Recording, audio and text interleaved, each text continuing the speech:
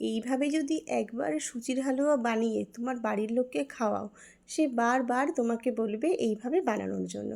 এতটাই সুস্বাদু হয় এই সুজির হালুয়াটা।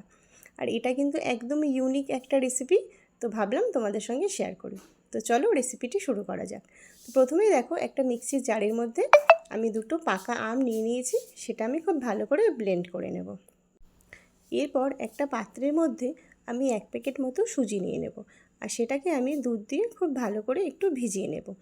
তো দেখো, এদিকে এই কাজটা করার জন্য মাম্মাম চলে এসেছে আর মিষ্টিও চলে এসেছে। ওরা সুজিটাকে একটু মিশিয়ে নিক দুধের সাথে।